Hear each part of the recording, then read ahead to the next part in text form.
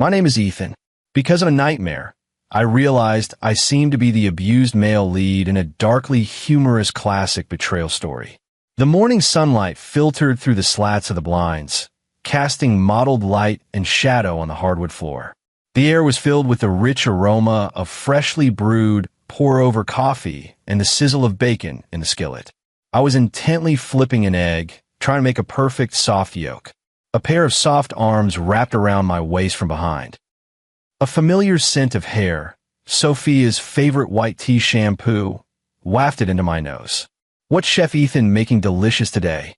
Her voice had the lazy tone of someone just awake. Her cheek pressed against my back as she nuzzled gently. I turned off the heat and used the spatula to lift the perfect soft-boiled eggs onto a plate. Your favorite bacon and fried eggs and toast. I forced a smile, turned and pinched her cheek. Go wash up, or I'll eat it all. At once, dear husband. Sophia tipped on her toes, pecked my lips, then skipped happily toward the bathroom. Watching her joyful back, the smile on my face gradually froze and finally fell away. A fine, sharp ache pricked at my chest. Everything was as warm and beautiful as always. Except for me. Just last night, I had an incredibly vivid nightmare. I dreamed that our life was nothing but a cliched betrayal novel. I, Ethan, was the useless male lead who got cheated on. And the woman I loved, Sophia, was the heroine who would betray me for some pretty boy at any cost. The beginning of the dream was in our warm home. No, it was no longer our home. The wall art we'd picked out ourselves was gone, replaced by a modern piece I didn't recognize, cold and harsh to the eye. Sophia was sitting on the sofa beneath that painting. She wore loungewear, her makeup immaculate, but the look she gave me was as cold as ice. Beside her sat a boy who at first glance seemed bright and cheerful, but I could see the smugness and mockery in his eyes at once. His name was Liam. I don't even know how that name entered my mind, but I just knew it. It was a style Sophia had once scorned for being too showy. Now it rested on a young man's hand. The man called Liam, in a victor's posture, was peeling an apple and feeding it to Sophia by hand. Sophia naturally opened her mouth and accepted his offering. She didn't so much as glance at me, as if I were just an intrusive stranger blocking the doorway. I heard my own voice demand, dry and hoarse, "Sophia, why is he in our home?" She finally looked up at me, a trace of impatience in her eyes. "Ethan, can you be a bit more mature? Liam came here on his own to make a living.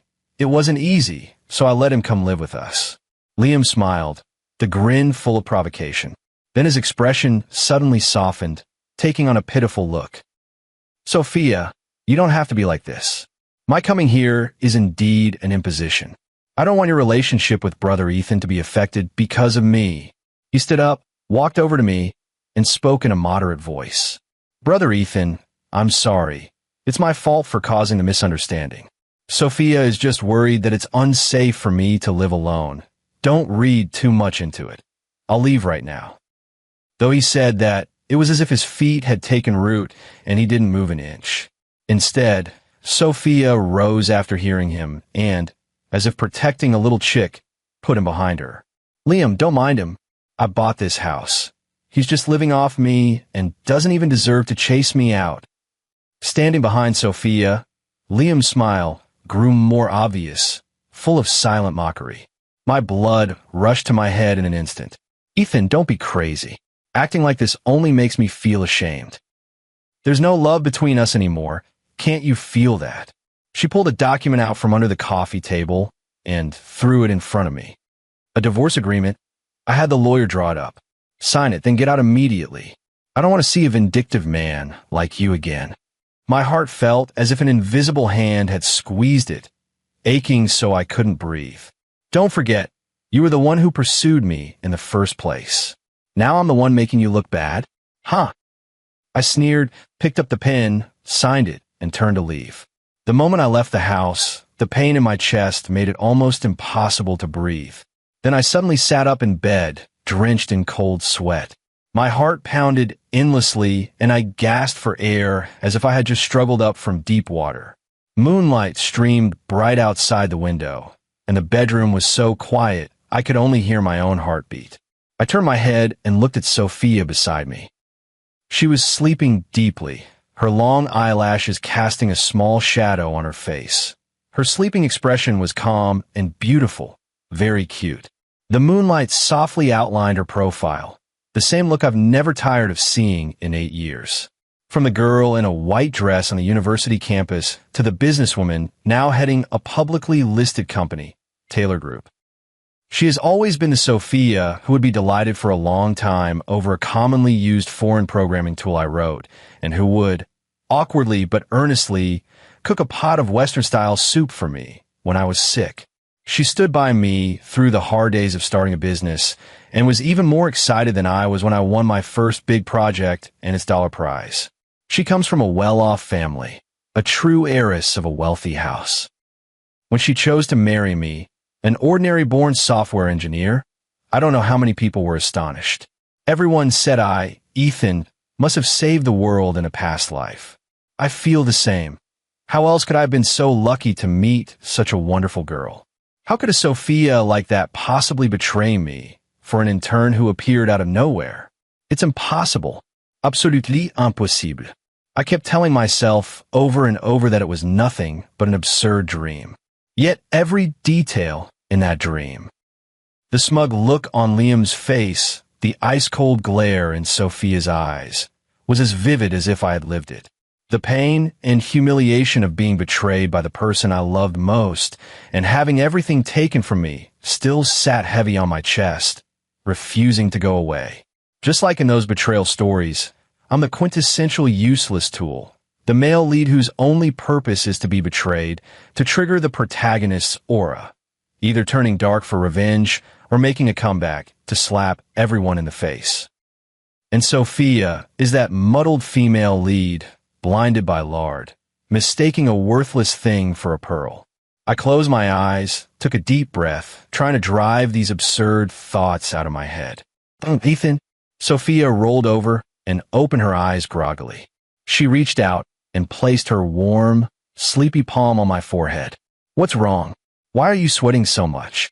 My heart tightened, my body stiffening instantly. It's nothing, just a nightmare. I forced a smile more pathetic than tears. She immediately sat up, moving closer, her eyes full of worry. Is work stressing you out too much? How about we go to Binhu City this weekend? Seeing her concerned gaze and hearing her gentle voice, my feelings were a tangled mess. Reason and emotion waged a frantic battle in my mind. On one side was the real love of 8 years of shared hardship. On the other was that terrifyingly real, prophetic nightmare. It's really nothing, just a silly dream. I reached out and pulled her into my arms, resting my chin on the top of her head. You keep sleeping, it's still dark. Then you hurry up and lie down too. She nuzzled against my chest, found a comfortable position, planted a light kiss on my cheek, and closed her eyes again. I held her soft body, but sleep would not come. That nightmare had become a secret in my heart I no longer wanted to speak of. A few days passed, and that absurd nightmare gradually faded in my mind.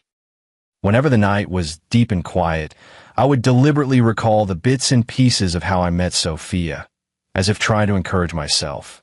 The first time I saw her in college, she stood under the oak on campus in a white dress, sunlight filtering through the leaves onto her shoulders. I was just an ordinary computer science student then, while she was already a prominent figure in the student council. People from 2 different worlds. She was the one who spoke to me first.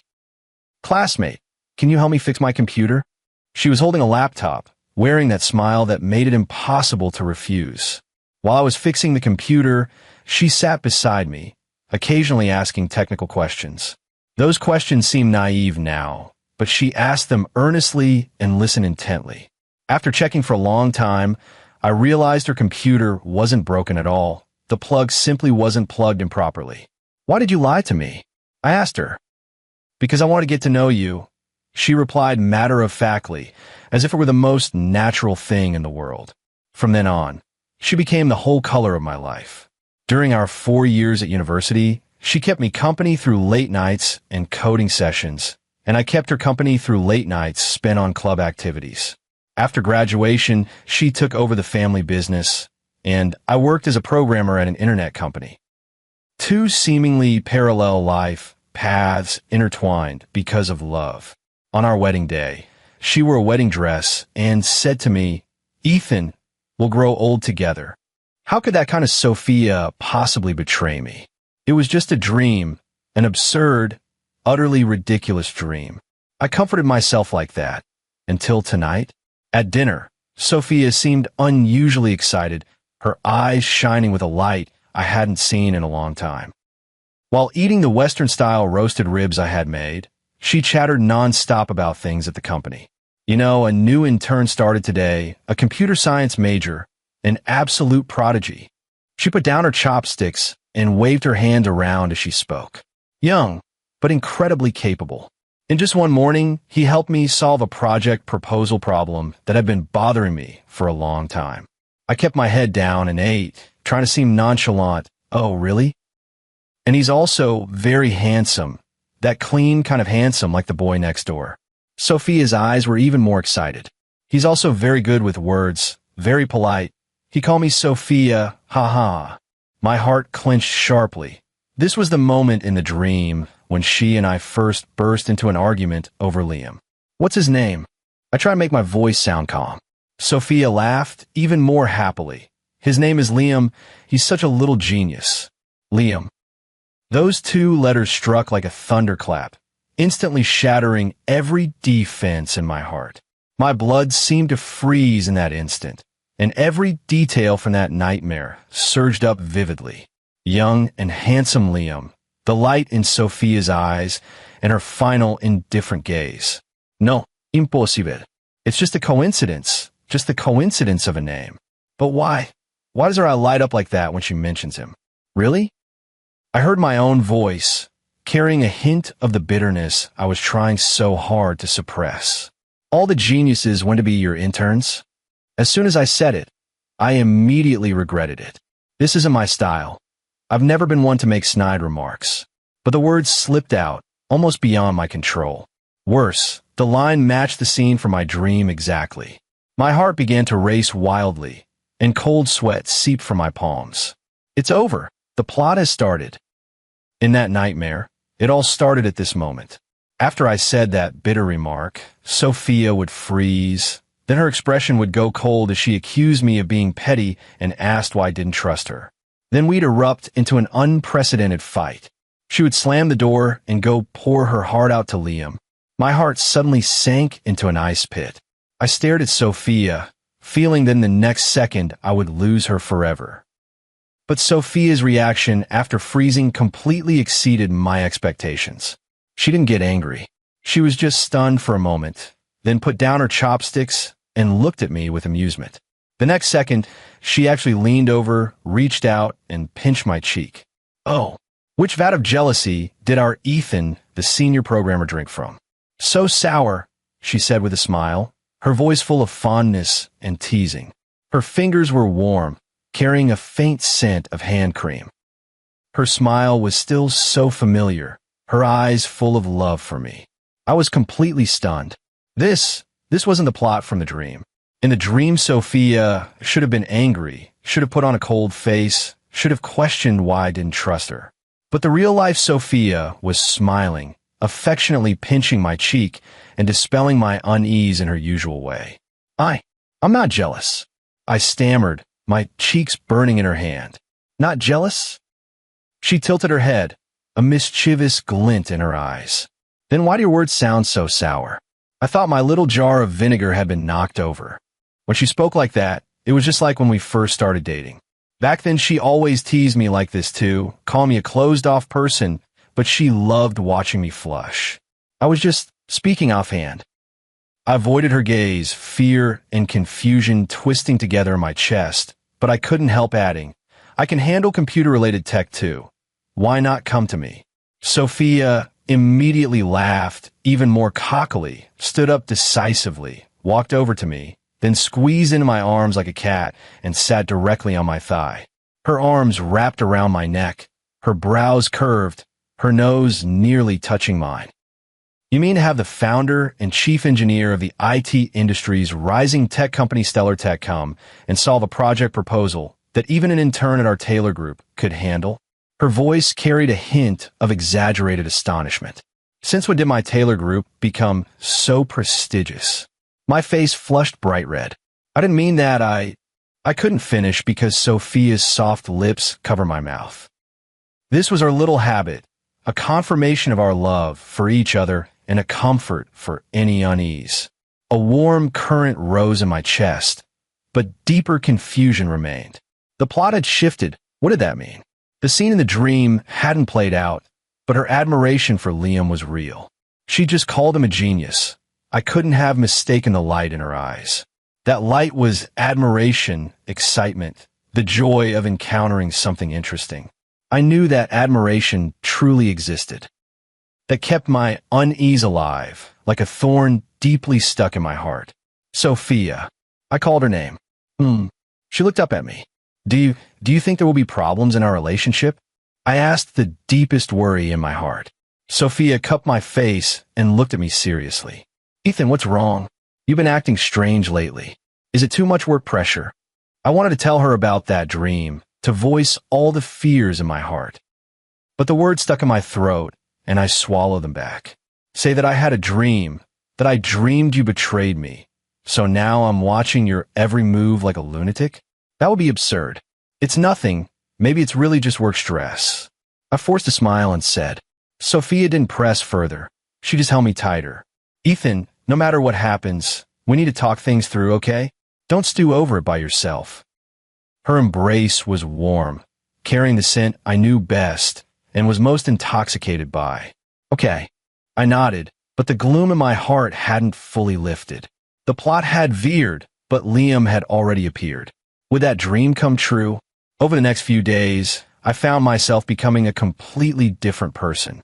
Despite having several important projects at hand that needed my attention, I couldn't concentrate. Whenever I sat at my computer, the name Liam would involuntarily surface in my mind. I began doing things I would never have done before. For example, I tracked down a technical lead at Taylor Group named Michael. Michael was a senior from my university days and now heads the IT department at Sophia. Under the pretext of a technical exchange, I asked him for coffee. Any new projects on Ms. Taylor's side lately? I tried to make my tone sound casual. Michael put down his coffee cup, a sly look flashing in his eyes. Mr. Johnson, are you here because you don't trust your wife's work? Just asking, I said, a little embarrassed. But there's actually a pretty impressive intern named Liam. Michael's expression grew complicated. That kid really has skills, technically strong, and he really knows how to work people. My heart tightened. What do you mean by knows how to work people? Michael lowered his voice. You know Ms. Taylor never adds sugar to her coffee, right? That kid remembered it the next day. Every morning he would bring Ms. Taylor a cup of pour-over coffee with no sugar and claim it was a special brewing technique he learned while working part-time at a coffee shop. My blood seemed to congeal. This detail matched the scene in the dream exactly. And this kid has a really good sense of things, Michael continued. Yesterday, Ms. Taylor was stuck in the conference room over a technical plan, and he just happened to pass by, then proposed a very creative solution. Ms. Taylor immediately praised him as a genius. Happened to pass by. I forced myself to control the tremor in my voice. Yeah, just that coincidental. Michael shook his head. To be honest, us old-timers feel a bit uneasy watching it. How can an intern be given so much responsibility? My hand holding the coffee cup began to tremble. Every detail matched the plot from my dream exactly. Every move Liam made seemed to follow some script. Mr. Johnson, are you okay? You look a little pale, Michael asked with concern. I'm fine, maybe just under a lot of work pressure lately. I forced a smile. That night, Sophia came home an hour later than usual. As soon as she walked in, she excitedly began recounting what happened today. You know, Liam helped me out big time again today. She set down her bag, her eyes sparkling with excitement. We were discussing the new app interface design and couldn't find a breakthrough. Then Liam proposed a particularly novel idea that was absolutely eye-opening. I sat on the sofa, ostensibly watching TV, but in reality, all my attention was focused on her. He also said that the idea came to him while he was working on a school project. It's really hard to imagine that a kid who hasn't even graduated could have such a keen business sense. Sophia slipped off her high heels and stood barefoot on the carpet. David and the others said Liam is practically a talent tailor-made for our company. My heart sank even deeper. What else did they say? Haha, it was pretty funny. Sophia came over and naturally leaned on my shoulder. David joked that Liam was obviously after me. He even said young people are bold. He dared to pursue me, Mrs. Johnson. My body stiffened instantly. So how did you answer? I told him not to gossip. Sophia laughed and poked my cheek with her finger. Liam is just a kid, almost 10 years younger than us. And he's so outstanding. He'll definitely have plenty of pretty girls liking him in the future. Her tone was easy, but I heard something in it I'd never heard before. It was a slight vanity that comes from being admired by the young, a satisfaction from being recognized by someone excellent. Sophia. I turned my head to look at her. She blinked at me, her eyes still carrying the light from when she had just been talking about Liam. We've been married for so long now. Don't you think life has become a bit bland? I asked cautiously. Sophia was momentarily taken aback, then reached out and touched my forehead. Ethan, what's wrong with you today?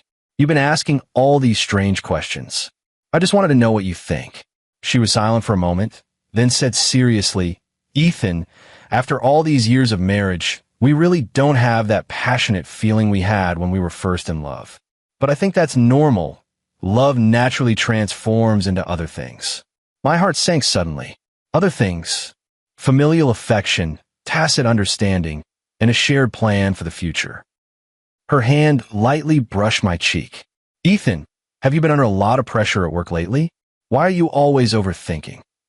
I didn't answer because I didn't know what to say. What she said sounded to me like laying the groundwork for future betrayal. If love turns into familial affection, is it still love? For the next week, I was like someone possessed, constantly probing through various channels to find out how Liam was doing at the company. Every piece of news deepened my fear.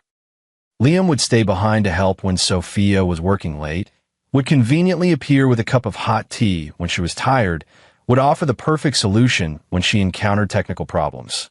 Everything matched the plot from that nightmare exactly. What frightened me most was the change in Sophia after she came home. She began to mention Liam frequently, her eyes always flashing with a light I hadn't seen in a long time. It was the delight of being admired, the satisfaction of rediscovering one's own charm. She was still the gentle, considerate Sophia. She would still make me breakfast, give me a massage when I was exhausted, and give me a good night kiss before bed. But I could sense that something was quietly changing. For example, she started to pay more attention to her appearance. She used to wear loose loungewear at home, but now, even at home, she dressed appropriately. She began looking in the mirror more often and would carefully touch up her makeup before going out. She would casually bring up things from her youth and lament the passage of time. These changes were subtle. If I hadn't been watching constantly, I might not have noticed them at all. But for someone whose heart was already seized by fear, every tiny change felt like confirmation of the nightmare's reality. The scariest thing was that I found myself acting according to the script from my dream. I became silent, became hypersensitive, became paranoid. Whenever Sophia mentioned Liam, I couldn't help saying something snide. Whenever she came home late, I couldn't stop myself from suspecting she was with Liam. I had become that obnoxious male lead from the dream. But Sophia's reactions were still different from the dream. Faced with my abnormal behavior, she didn't get angry or give me the cold shoulder. She treated me even more gently.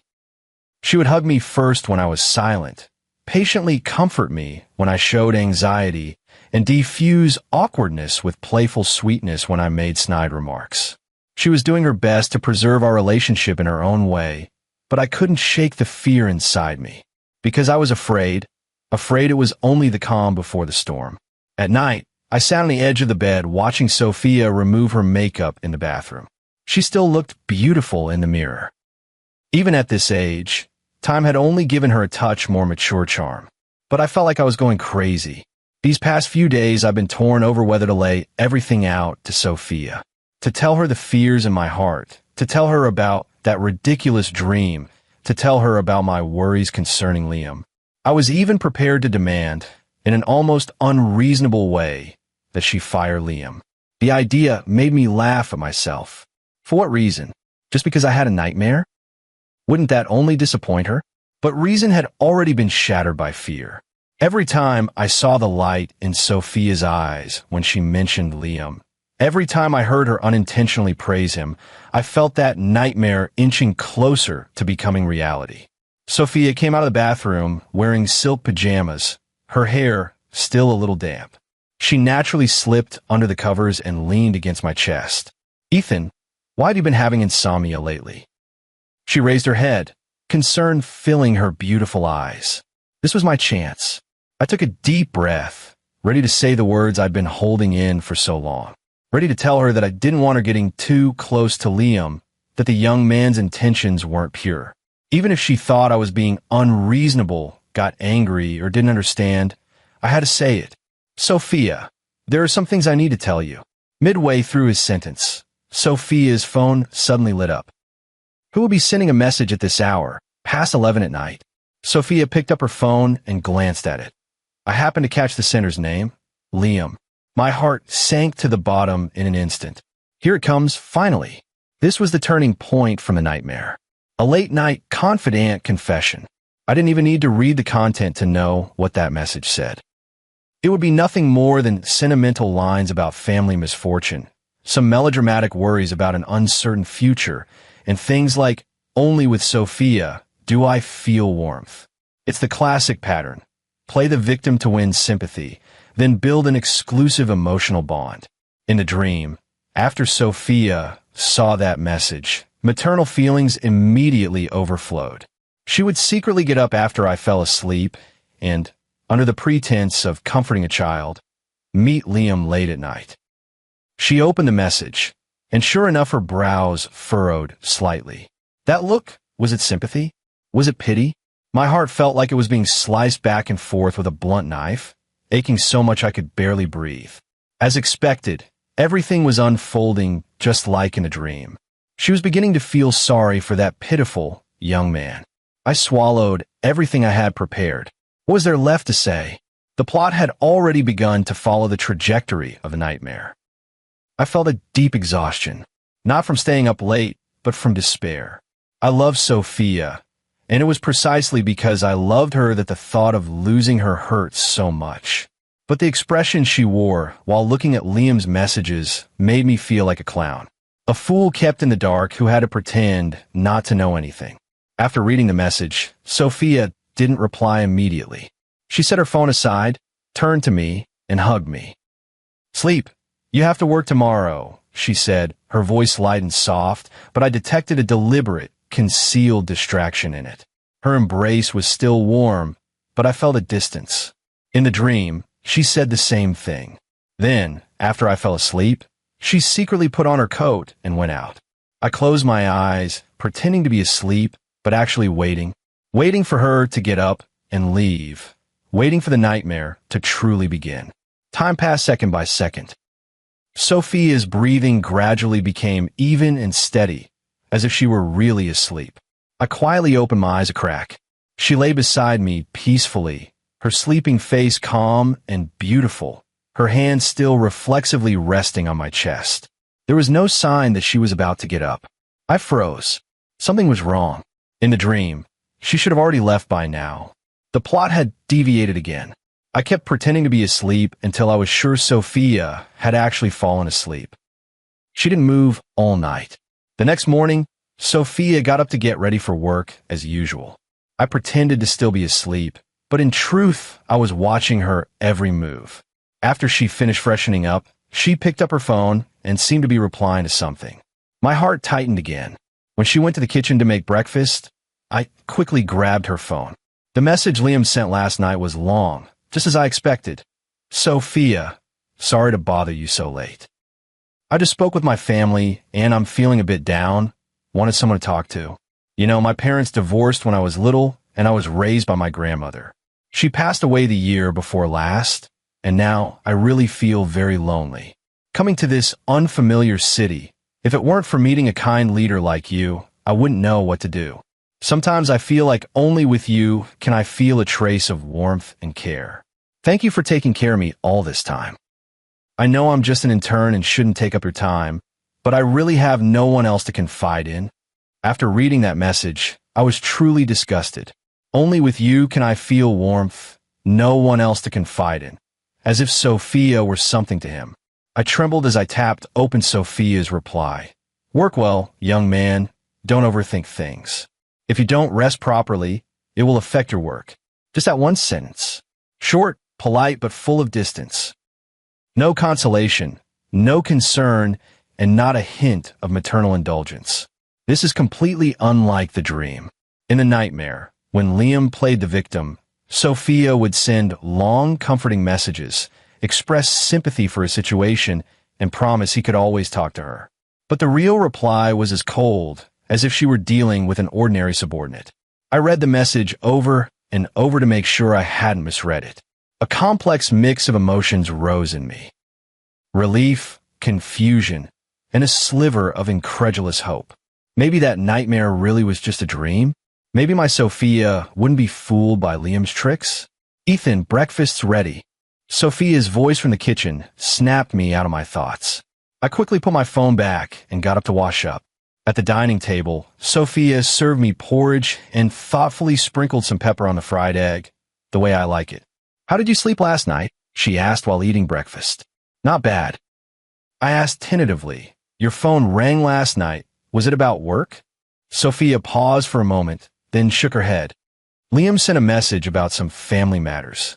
Her tone was calm, without much emotional fluctuation. Did he run into some trouble? I continued to probe. Not exactly trouble, just that young people tend to be sentimental, Sophia said, sipping her porridge. Maybe he's too far from home and feeling a bit homesick. When she said this, her tone was as flat as if she were discussing the weather. There was none of the overflowing maternal sympathy for my dream. A big weight in my heart suddenly lifted a little. How did you reply to him? Let him focus on his work, don't overthink it. Sophia glanced at me. Ethan, why are you so concerned about our company's affairs? I felt a bit embarrassed. Just asking. Sophia reached out and touched my forehead. You've been really strange lately, always asking these inexplicable questions. What on earth are you thinking? Seeing the concern in her eyes, I felt the fear in my heart gradually dissipate. Maybe I really was overthinking. Sophia was right in front of me, completely different from the person in my dream.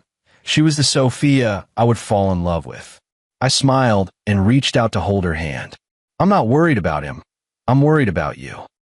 I just think young people today are complicated, especially those who just enter the workforce. They'll use any means to climb up. You're too naive. I'm afraid you'll be deceived. Sophia froze, then chuckled. Ethan, what are you thinking? I've run the company for so many years. I won't be fooled by some young guy. But since you don't like him, I'll just fire him. Honestly, what do you think about all day? Something so small keeps you up at night? Show a bit more of CEO's air, will you? Her brows and eyes curved, not angry at all. Instead, her pupils were full of a tenderness and indulgence reserved for me, as if we were still in the throes of young love, and my heart gave a sharp jolt. I hurriedly lowered my head and focused on eating. Even after all these years, she could still easily make my heart sway. The fear in my chest slowly dissipated. Looking at Sophia's gentle smile and hearing her casually say she'd fire Liam, I suddenly felt how ridiculous my worries these past few days had been. My Sophia, she was never the kind of woman to be easily led astray. She had her own judgment, a steadfastness about love, and a deep appreciation for our relationship. You don't need to fire him. I squeezed her hand. I trust you. Sophia blinked, a flicker of surprise crossing her eyes before turning into a relieved smile. That's the Ethan I know. She leaned over and pressed a light kiss to my cheek. I thought you were going to keep being so paranoid. I lowered my head, a little embarrassed, ashamed of how strangely I'd been acting these past few days. However, the next night, when Sophia came home, there was an indescribable look on her face. She sank into the sofa and was silent for a long time. So long that I almost thought she wouldn't speak again. Ethan, She finally spoke, her voice a little dry. "I fired Liam today." My heart sank sharply, as if gripped by an invisible hand. "Why? What happened?" Sophia looked up, a complicated expression on her face as she looked at me. "He came to me today to confess." Of course. The last piece of doubt in my heart fell away. Liam had, after all, shown his true colors. What did he say? I heard my own voice, carrying an uncontrollable tremor. Sophia took a deep breath, her expression complex as she recalled the scene. He said he loved me, that the first time he saw me, he was captivated by my intelligence and beauty, that being with me made him feel a passion he had never felt before. My fist clenched at my side instinctively, the knuckles whitening from a force. And then he also said, Sophia paused, as if imitating Liam's tone. "Sophia, I know this is wrong, but I just can't help wanting to care for you, to protect you. I don't mean to ruin your family. I just want you to feel more at ease and a little happier outside the home." Ha!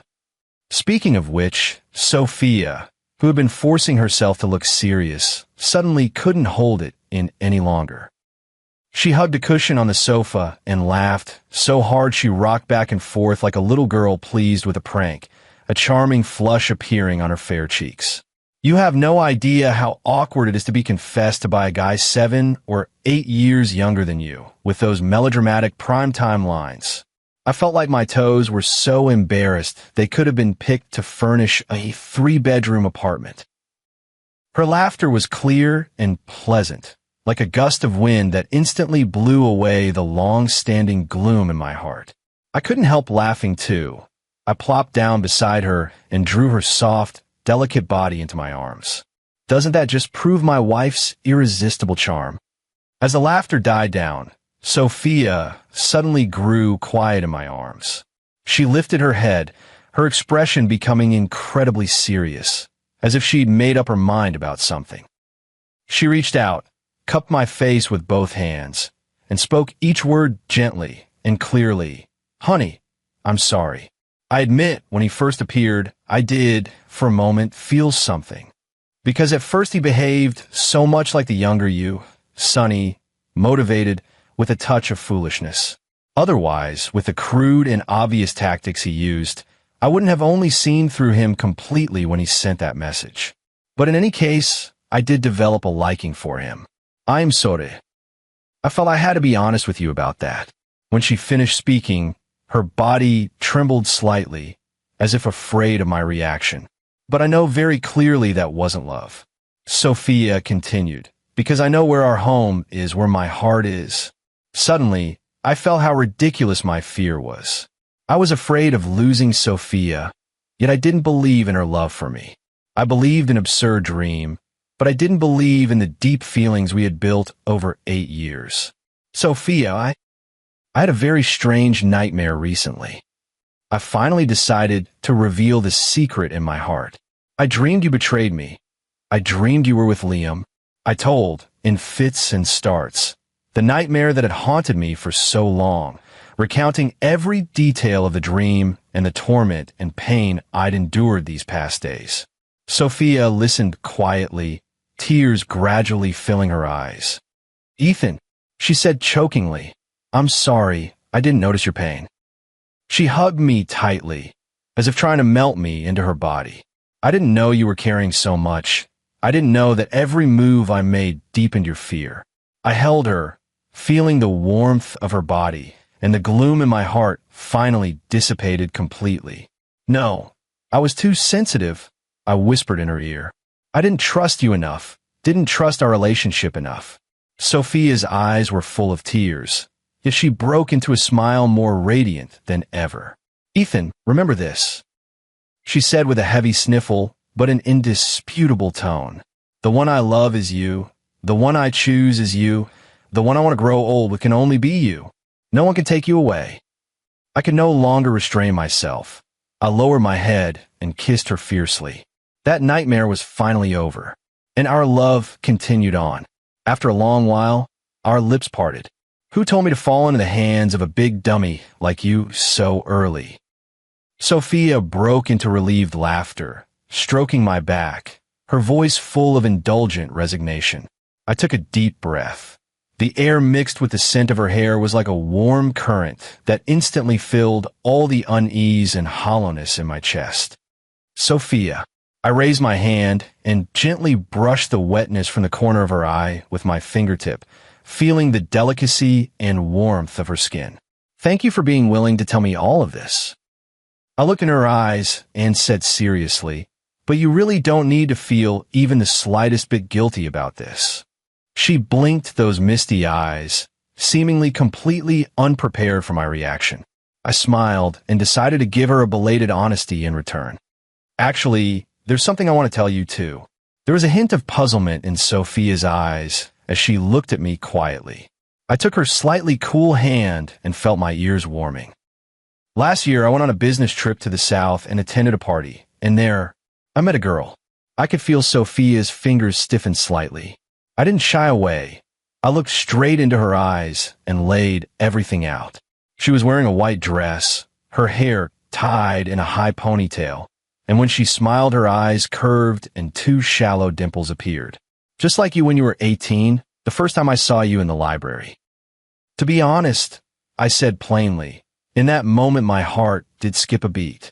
That feeling was like time rewinding, suddenly reminding me of the first flutter of falling for you. Sophia said nothing, just looked at me quietly. But that was only a momentary lapse. I tightened my grip on her hand, using my body warmth to warm her. She isn't you. She just looked like you when you were young, like the you I fell headlong in love with. I looked into Sophia's eyes and, word by word, told her with absolute clarity. I may have fallen in love with the vitality you had at 18, but what I've loved has never been only that 18-year-old Sophia. I love every stage of you, from 18 to now. I love the college Sophia who would argue with me until her face flushed over a math problem. I love the new employee Sophia who, when wronged, only dared to hide in my arms and quietly sniffle. I also love the entrepreneur Sophia who fought fearlessly in the marketplace for our little home. Even more, I love the woman you are now, mature and wise, yet still able to be coquettish with me. My wife, Sophia. None of us are perfect. We all have moments of confusion and wavering. But it is this imperfect honesty that makes our love truer and stronger. Ethan.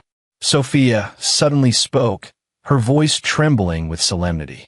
From now on, let's be more honest with each other, okay?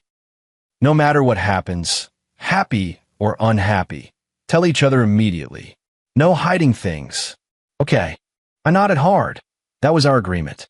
Also, she changed tone, winked mischievously, and a sly smile bloomed on her tear-streaked face. If any little girl in a white dress flirts with you from now on, you must report to me right away.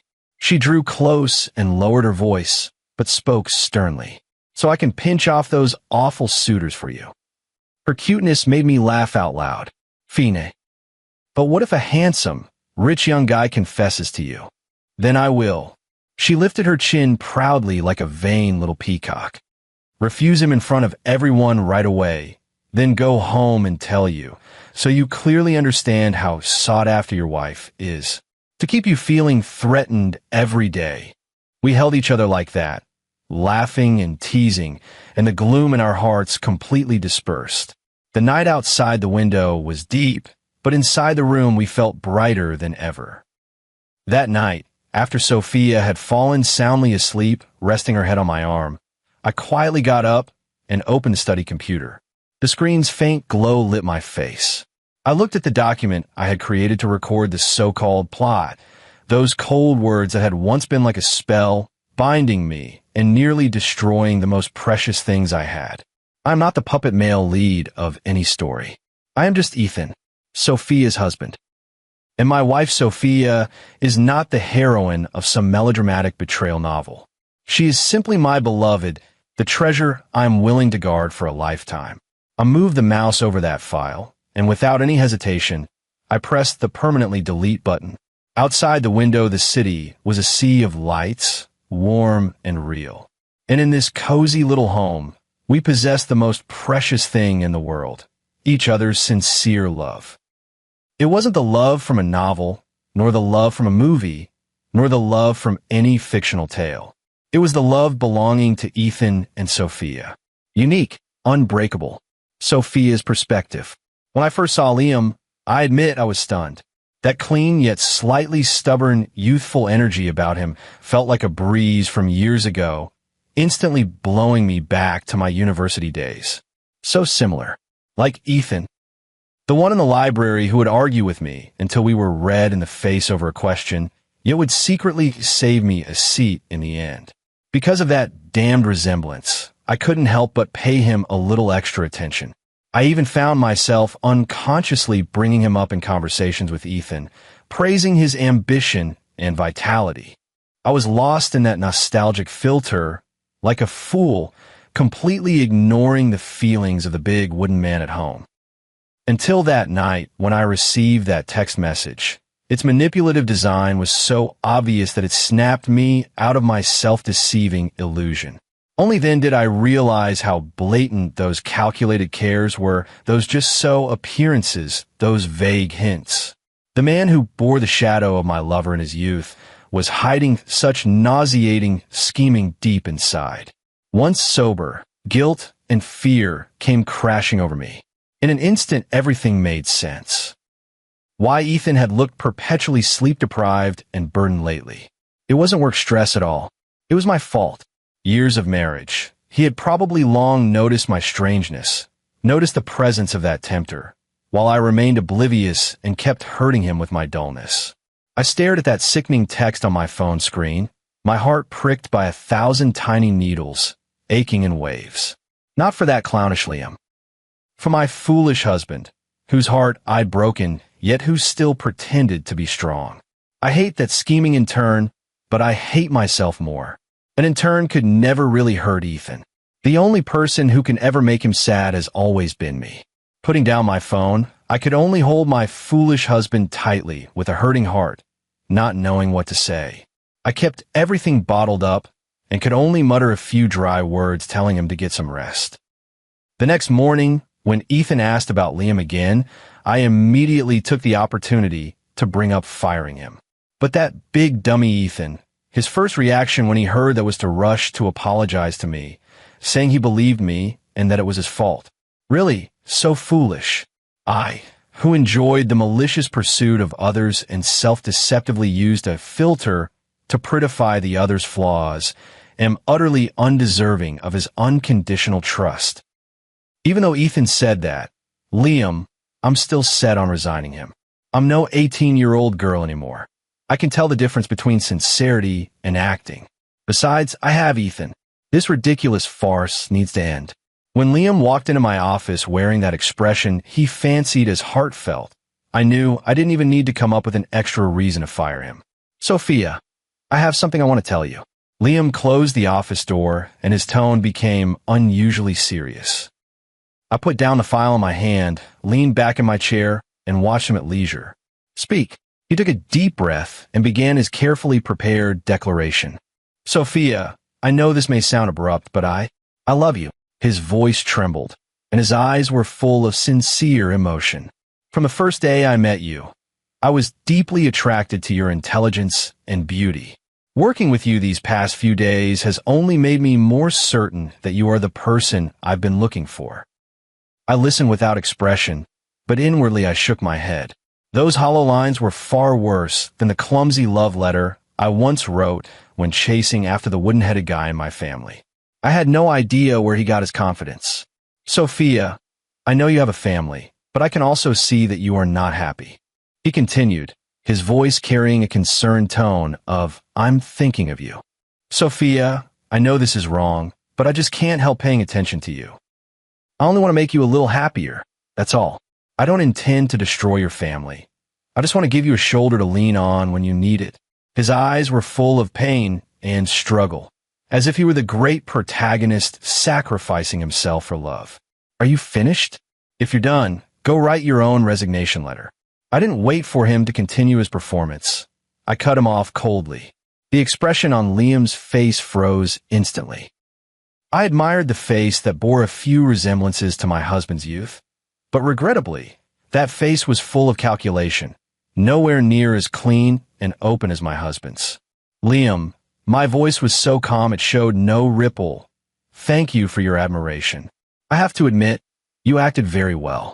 If I were still a girl in my early 20s, naive about the world, I might truly have been fooled by your tender, heartfelt performance. A faint, barely perceptible panic flickered across Liam's face. But unfortunately, I smiled slightly, a smile that didn't reach my eyes. I already have a lover who can give me peace for a lifetime. I can see his sincerity in you. I stared into his eyes and spoke each word. I cannot see through you. Your performance is too perfect, so perfect that it feels false. Liam wanted to argue, but I raised my hand to stop him. Besides, even if you're sincere, so what? I already have one sincere heart and don't need a second to add more trouble. I stood up and picked up the internal phone. HR, please process Liam's resignation. Settle his salary and compensation according to the rules. Liam's face instantly went pale. Sophia, you... Liam, I turned to look at him. You're excellent, and I believe you can find a job that's more suitable. But you've crossed the line with me. He wanted to say more, but seeing the resolute look in my eyes, he ultimately said nothing and turned to leave the office. Watching his departing back, I felt an unprecedented sense of relief. This absurd farce was finally over. George, I've got good news and bad news. Which do you want to hear first? I put down my paintbrush and looked at my friend Frank. He stood at the studio door with a mysterious air, his face a mix of nervousness and excitement. Let's start with the bad news. After all, I've gotten used to it these past 3 years. Your painting, Eternity, just sold for a sky-high price. Over $6 million. I frowned. How is that bad news? Frank chuckled. Because it's actually part of the good news. The bad news is, buddy, you might need to see a psychiatrist. What do you mean? A woman who looks exactly like Mary showed up at your art exhibition. I almost thought I was seeing a ghost. The paintbrush slipped from my hand and fell to the floor, splattering paint across the unfinished canvas. Mary, my late wife, died 3 years ago after accidentally falling off a cliff. I watched with my own eyes as her body was pulled from the water. In that moment, my world completely collapsed. Stop joking around, Frank. Why would I lie to you? She even left this. Frank handed me a note, with an address and a time written on it. My hand trembled slightly. The handwriting was exactly the same as Mary's. That night, I waited until midnight at the designated cafe. Just as I was about to leave, a familiar figure appeared at the door. Mary? No, it couldn't be her. But every gesture of that woman, from the tips of her hair to her fingertips, was a shadow of Mary. George, it's been a long time. She sat across from me, and the familiar voice nearly made my heart stop. Who are you? I struggled to remain calm. I'm Mary, your wife. She smiled and reached out her hand. There was a scar on her palm, the mark Mary got when she accidentally cut herself on glass at 15. Impossible. Mary is already dead. She laughed softly. That was just an accident. I fell off the cliff and was saved by a reclusive old doctor. I lost my memory from the injuries and only recently remembered everything. As she spoke, tears began to fall with an expression I knew all too well, the look Mary wore whenever she felt wronged. I know it's hard to believe, but I really am Mary. I couldn't believe my eyes. The shade of lipstick Mary loved most, the faint little mole beneath her left ear, the unconscious habit of rubbing her ring while speaking. Everything was so familiar. Are you really Mary? She nodded and took a small box out of her bag. This is the proof. Inside the box was the first piece of jewelry Mary ever designed. A sapphire ring, the only one of its kind, never mass-produced. I brought it with me that day because I wanted to surprise you. I suddenly stood up and pulled her into my arms. 3 years of longing surged over me like a tide. I held her tightly, afraid that if I let go, she would disappear again. On the way home, she told me about her experiences over the past 3 years. She was rescued by an old doctor in the mountains, lost her memory due to a severe head injury, and lived in a remote mountain village for more than 2 years. It wasn't until she happened to see a poster for my art exhibition that her memory gradually returned. The next day, I took her to see Frank. Oh my God, It really is you, Mary. Frank stared in astonishment, eyes wide. Frank, it's been a long time. She greeted him with a smile, exactly as I remembered. Frank pulled me aside and whispered, Man, this is unbelievable, but I really believe it's her. Who else but Mary could call me by my childhood nickname so accurately? That was something only the two of you knew. A week later, Mary officially returned. We held a small welcome party for her. Her mother was so overwhelmed that she fainted, and when she woke up, she clung to her daughter and refused to let go.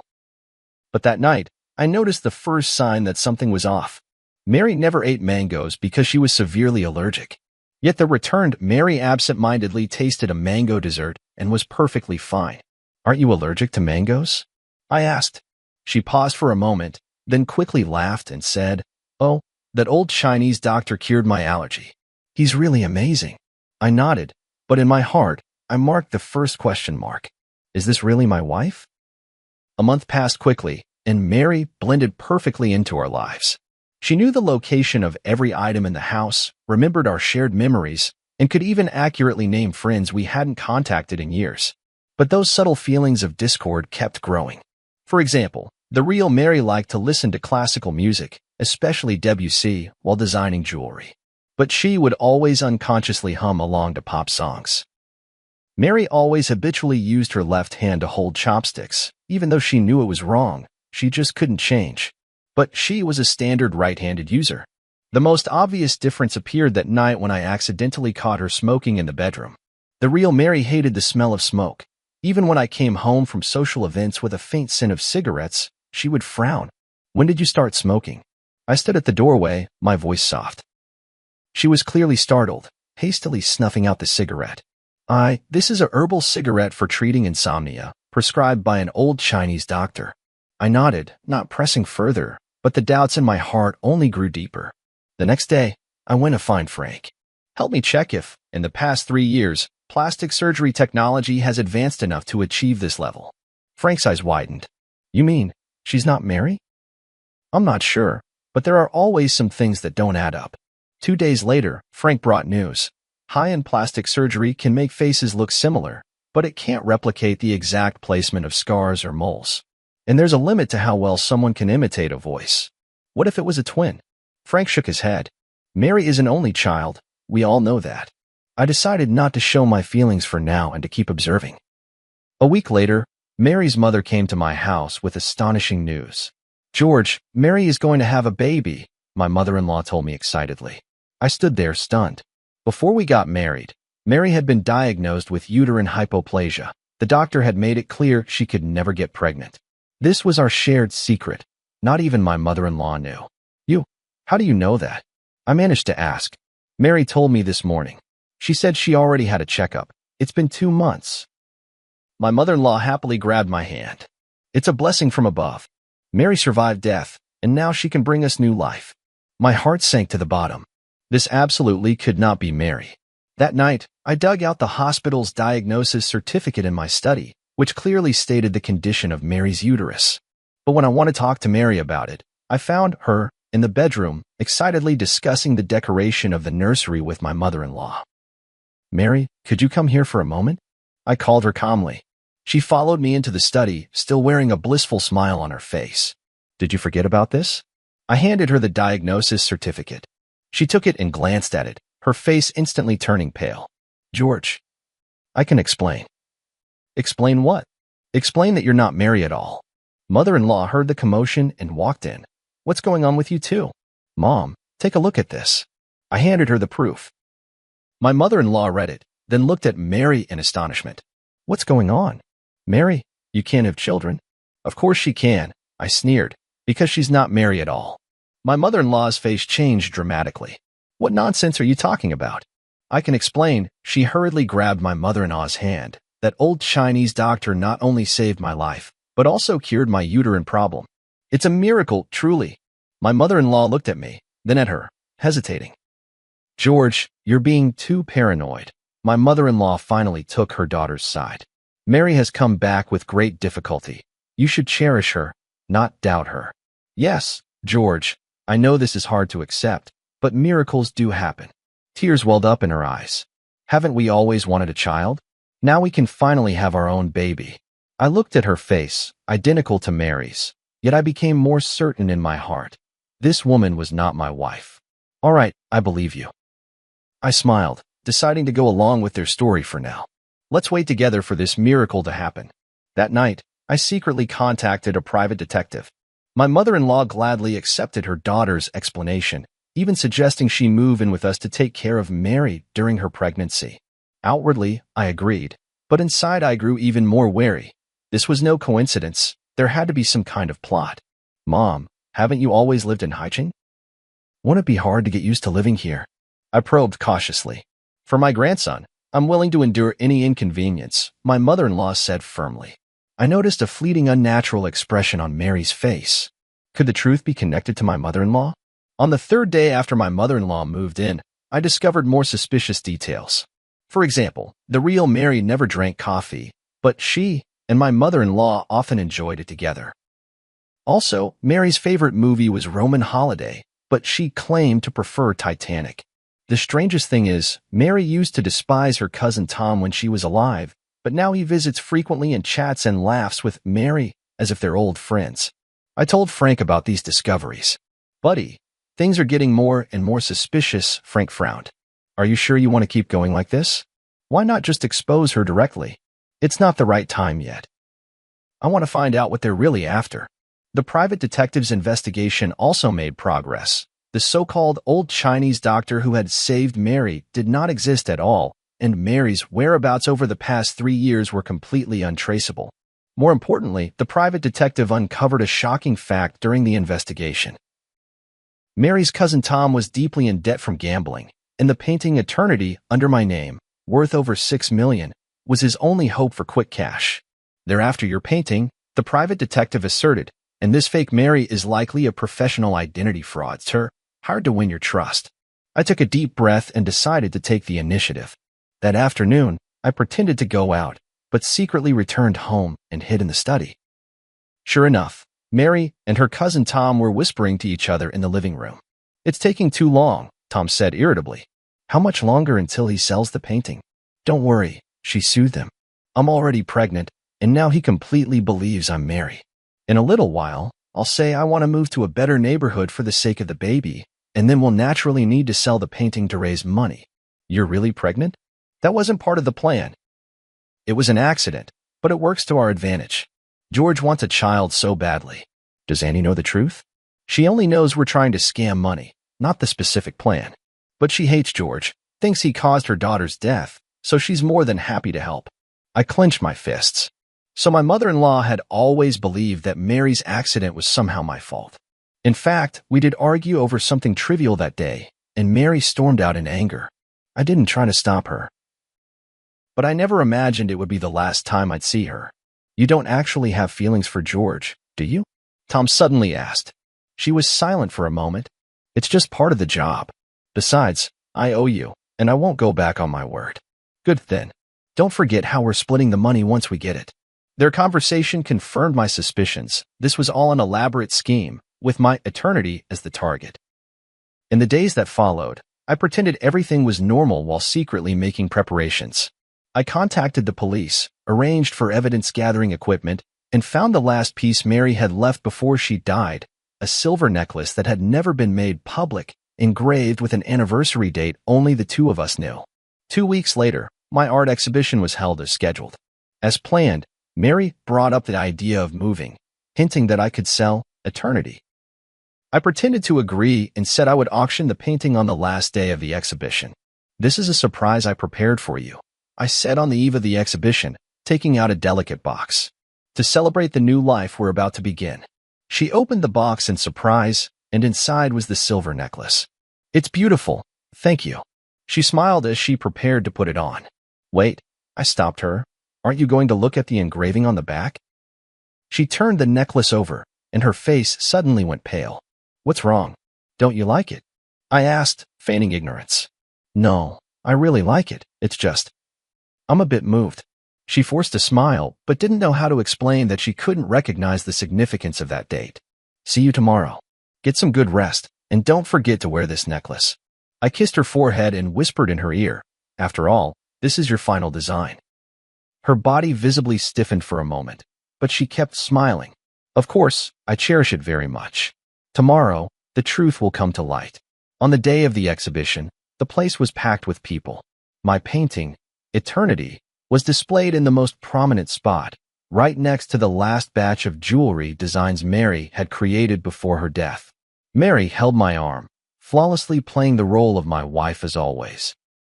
She had even gone out of her way to wear Mary's favorite white dress and the silver necklace I had given her last night. My mother-in-law and Tom were there too. The three of them exchanged glances from time to time, clearly waiting for the perfect moment. Frank appeared as planned, pretending to be extremely interested in Eternity and asking me about the auction details. The auction will begin promptly at 4 in the afternoon, I replied with a smile. This painting means a great deal to me, and I hope it finds someone who truly appreciates it.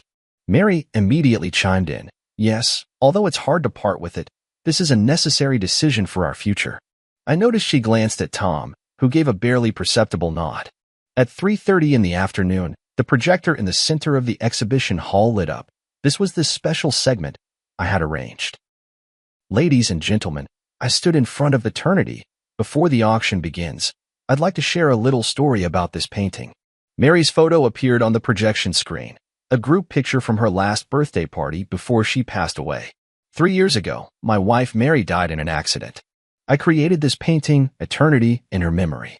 The woman in the painting has her back to the viewer, forever gazing into the distance, symbolizing a longing I can never reach.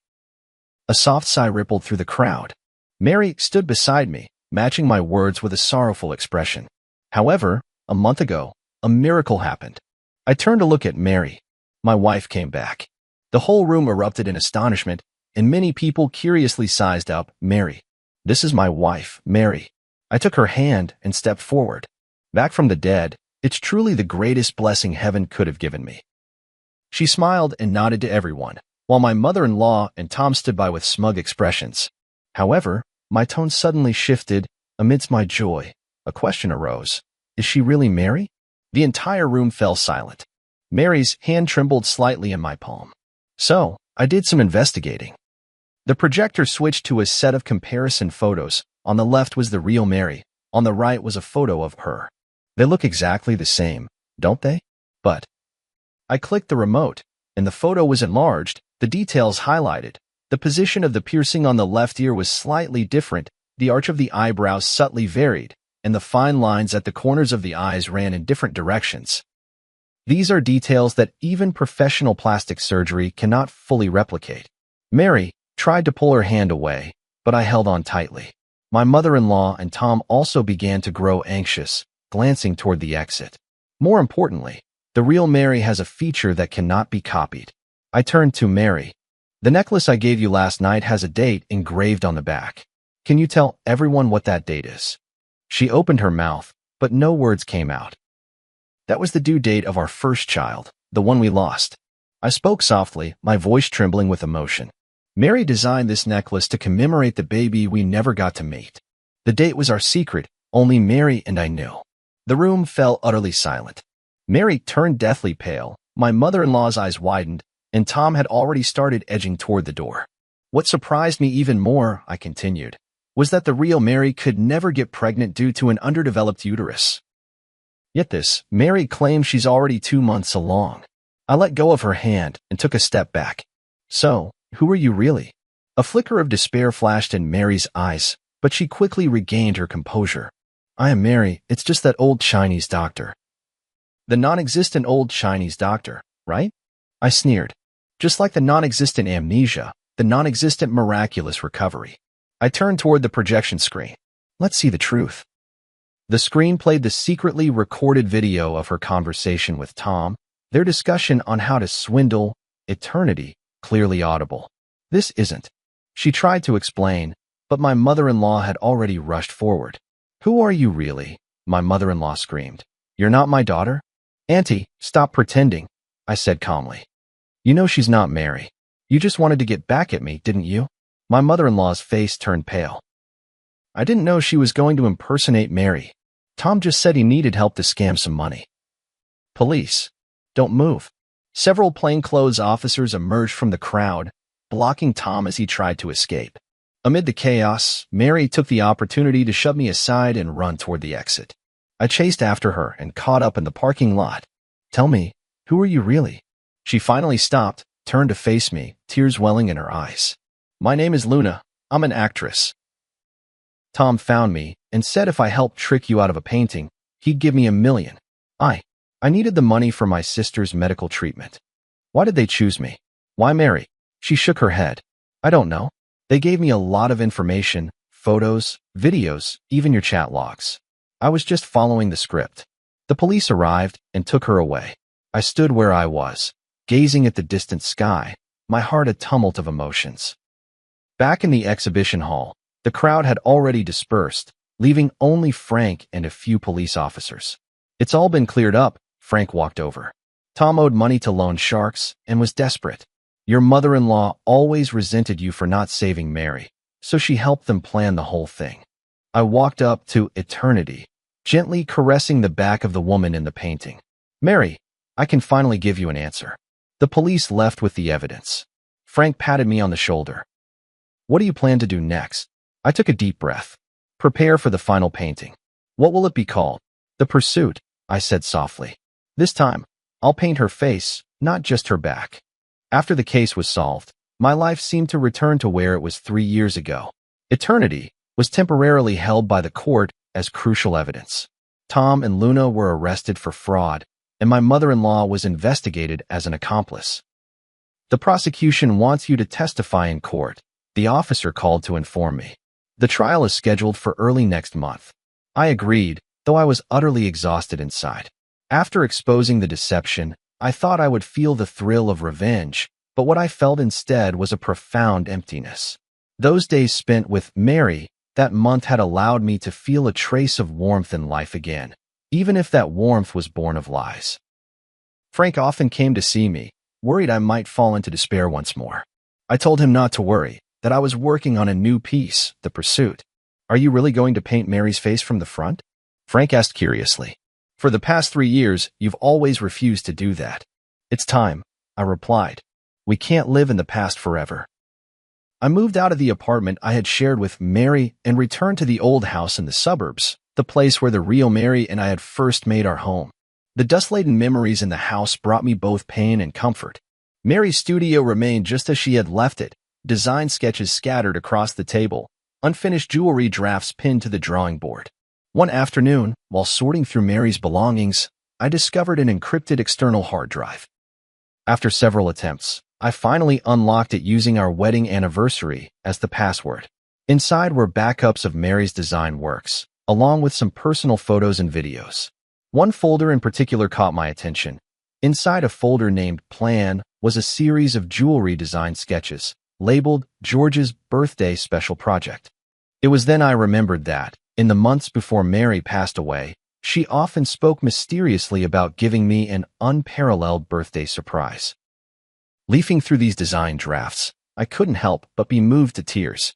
Mary had planned to design a jewelry collection inspired by my paintings over the years, with each piece corresponding to a representative work from my artistic career.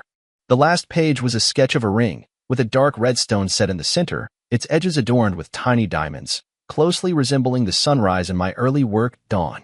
"This is blood amber?"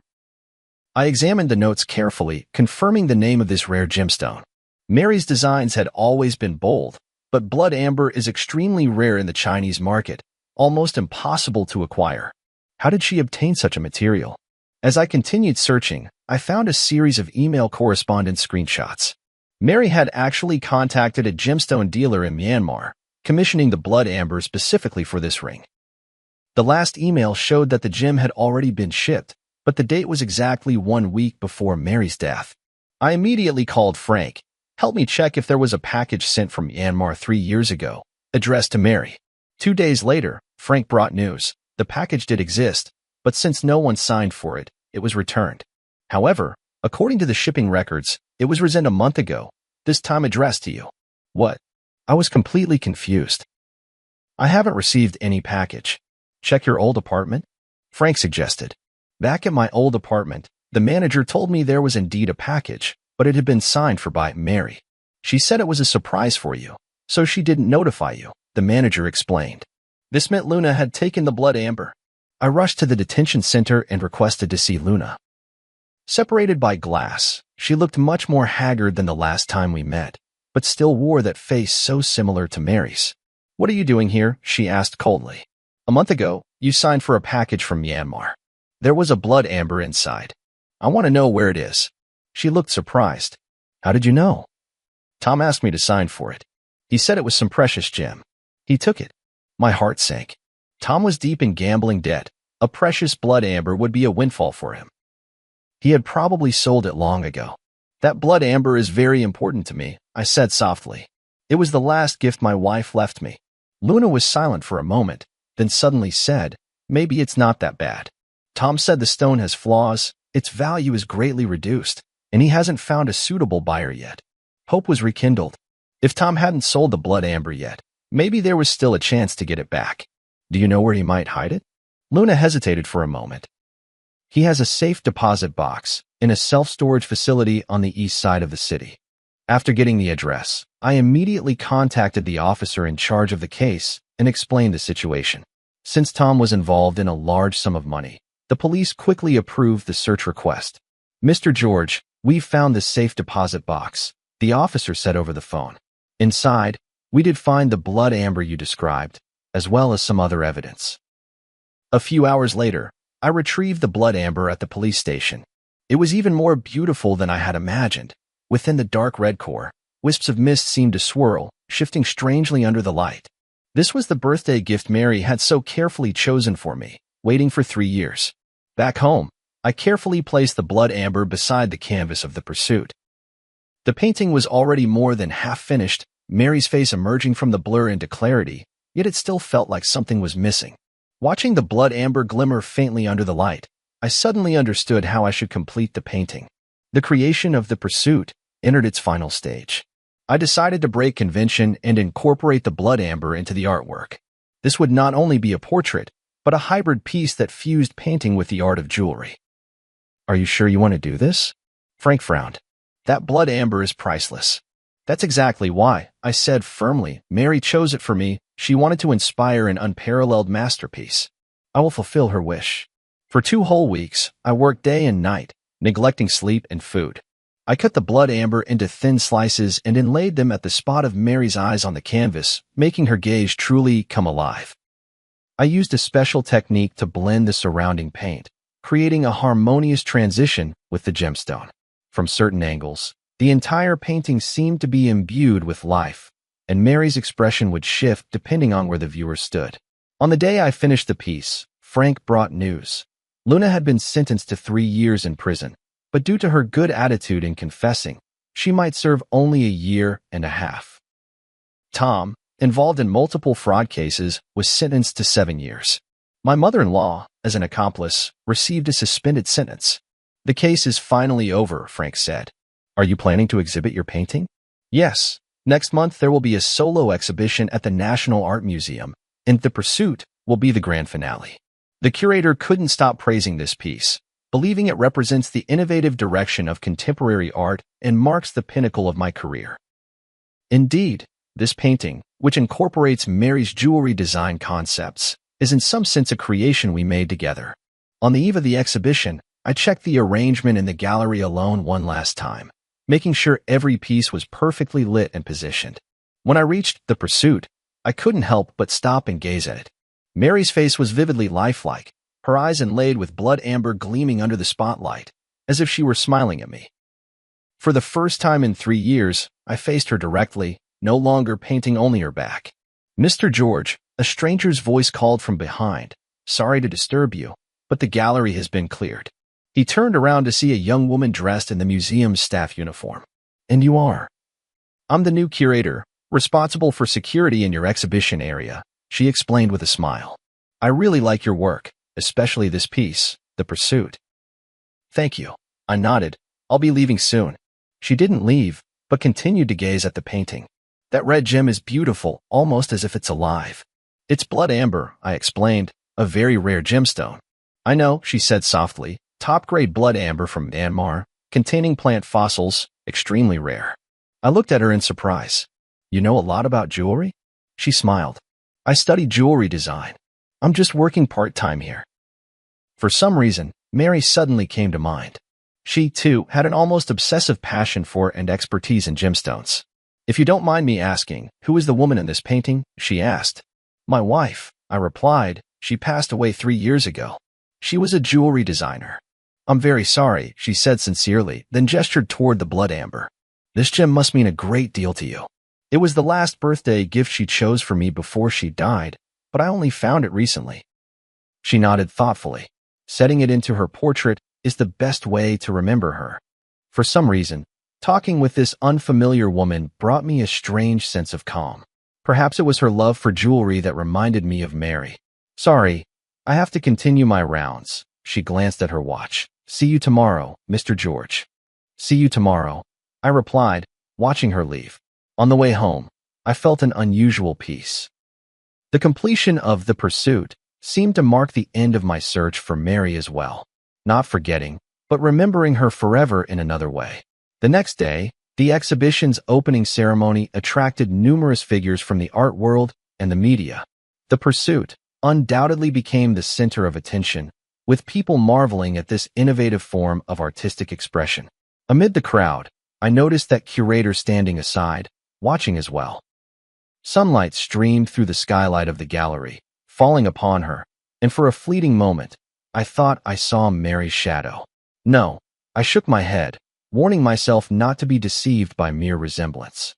There would never be another Mary in this world, just as there would never be another unique blood amber. After the exhibition, The Pursuit was purchased by an anonymous collector for an astronomical price. I donated all the proceeds to a foundation supporting students in jewelry design, establishing a scholarship in Mary's name. Life slowly moved forward, and I began to accept new commissions and create new works. Occasionally, I would think of that curator with a unique insight into jewelry, wondering if she was still working at the art museum. Until one day, I received an email from HL. There were no words, only an image. A sketch of a ring design, the style strikingly similar to Mary's unfinished series. My heart raced as I replied immediately. Who is this? The response came quickly. Yesterday, you brushed past me by the cafe on the street corner, but you didn't recognize me. If you want to know more, wait for me at the museum entrance at noon tomorrow. Is it that librarian? How could she have a design so reminiscent of Mary's style? Filled with anxiety and anticipation, I decided to accept the invitation and find out for myself. The next day at noon, I arrived at the art museum half an hour early. The sun was shining, and small groups of visitors were coming and going from the exhibition hall, but there was no sign of the mysterious person. Just as I began to suspect this might be some kind of prank, a faint trace of perfume drifted by, a scent unfamiliar to me, yet it inexplicably reminded me of Mary. Mr. George, thank you for coming.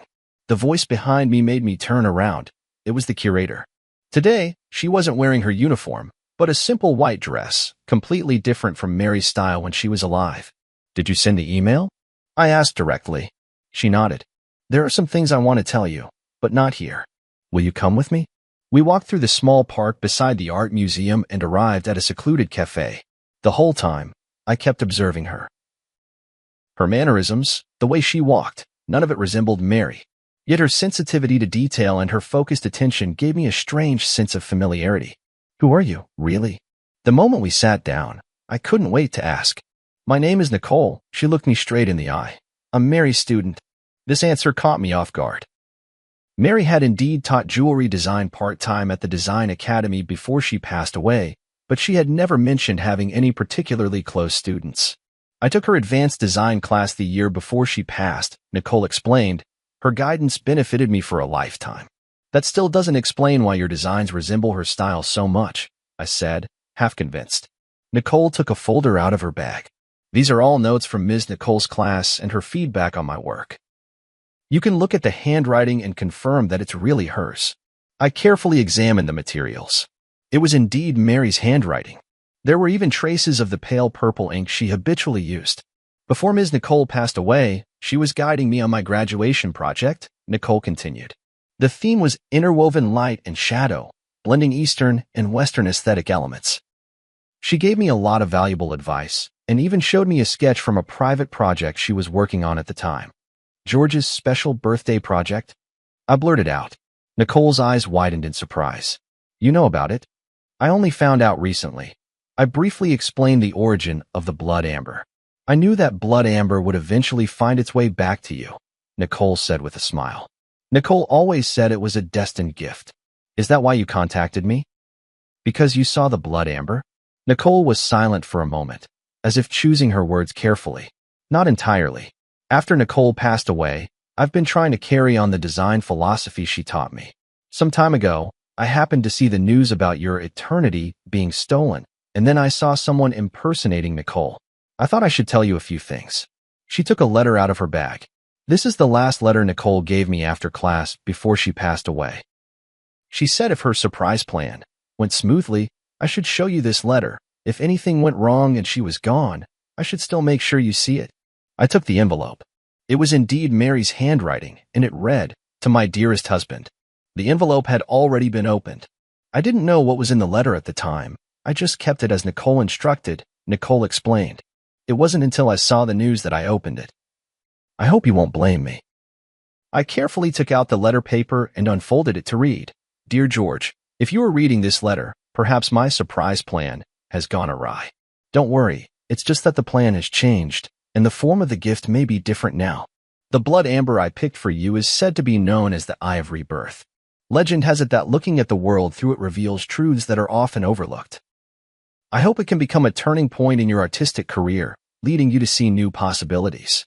All these years, your paintings have always depicted backs, as if you're afraid to face something head-on. I hope this gemstone will give you the courage to paint the front, to capture true emotions.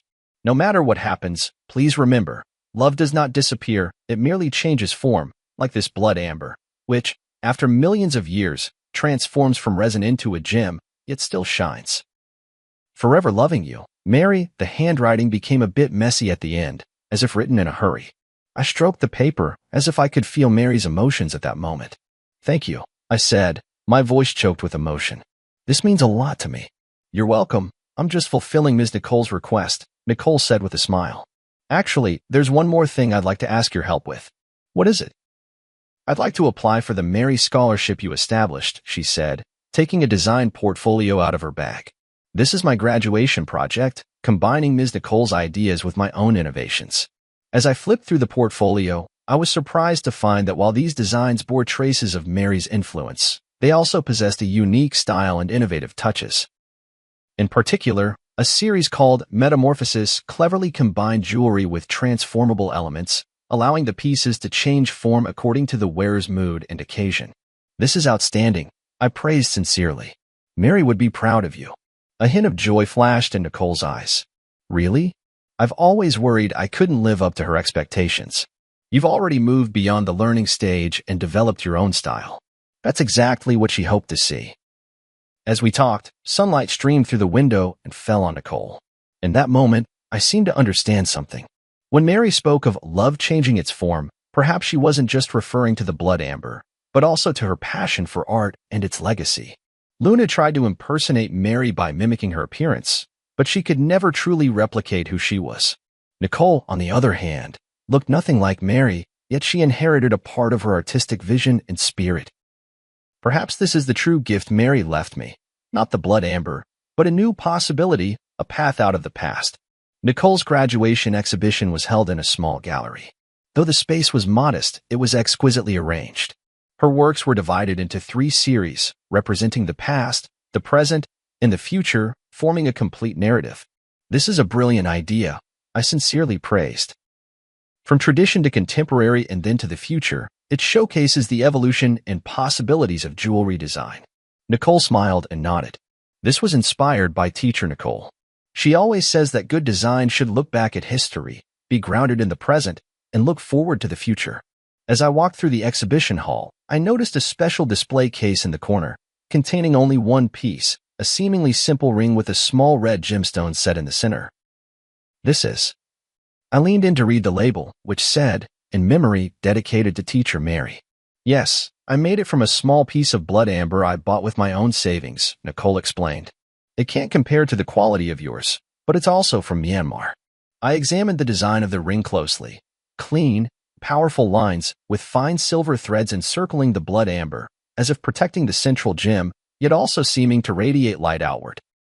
This is very similar to Mary's final design style, I said softly, but it also has your own unique touch. I wanted to create a piece that could both commemorate teacher Nicole and showcase my own style, Nicole explained.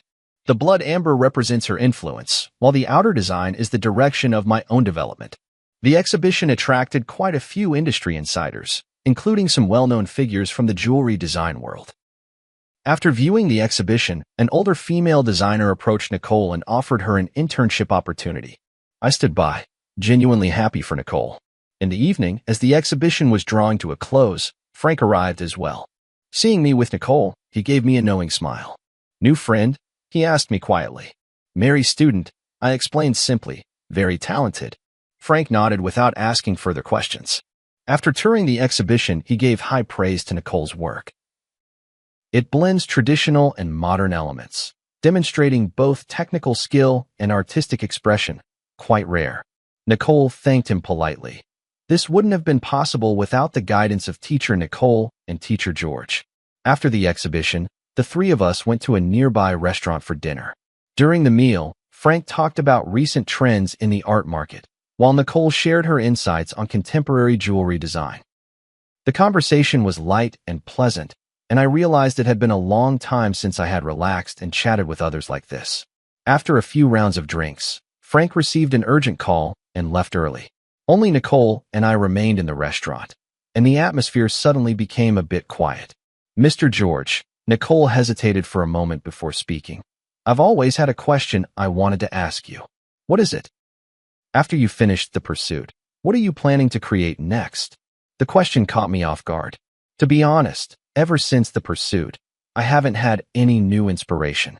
That painting seemed to have drained all my emotions and creativity. I haven't decided yet, I answered honestly. It might take some time to find a new direction. Nicole nodded thoughtfully.